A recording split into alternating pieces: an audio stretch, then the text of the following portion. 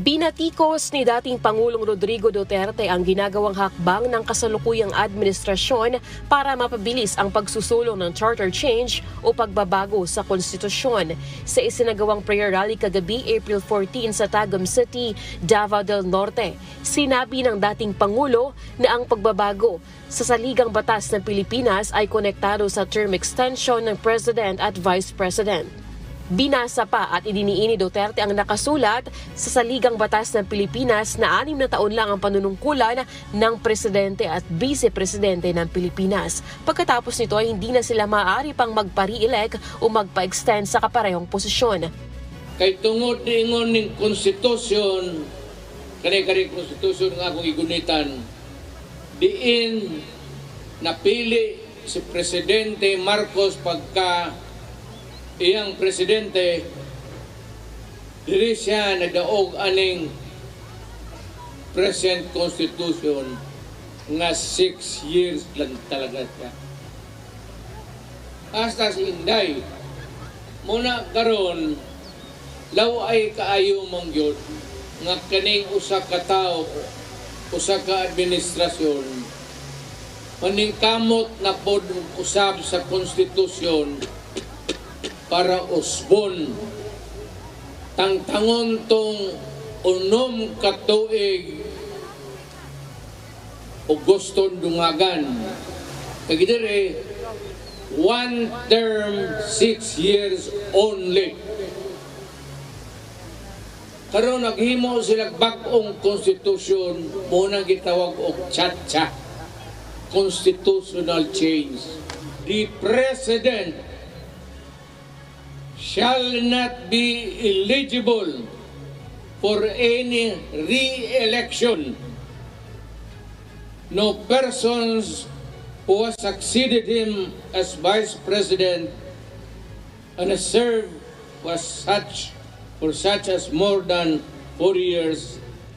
Muli ring pinaalalahanan ni Duterte si Marcos sa nangyari sa kanyang ama. Anya, dapat maging kontento na binigyan pa siya ng pagkakataon ng taong bayan na maging presidente. Mr. President, I hope that you'll be able to recall what happened to your father. See to it. Baka musunod kag sirte para sa imong amahan o imo ning function. So, ayaw mong sugot. Mura nang ako mensahe. Ayaw mong sugot, anak. Kay, nga naman, angayan bang si Marcos magpadugay? Angayan ba si Marcos o natagaan pa na itong termino?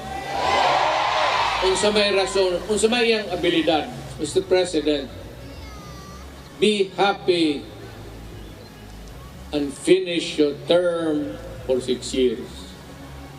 Makontento ka na dyan at binigyan ka ng panahon ng Panginoong Diyos na kapagsilbi sa ating bayan as President. Despite or in spite of the fact ng history ninyo, pagbaba ng tatay mo, hindi maganda. And yet, ang Pilipino, binigyan kayo ng pagkaiintindi o gipasaylo.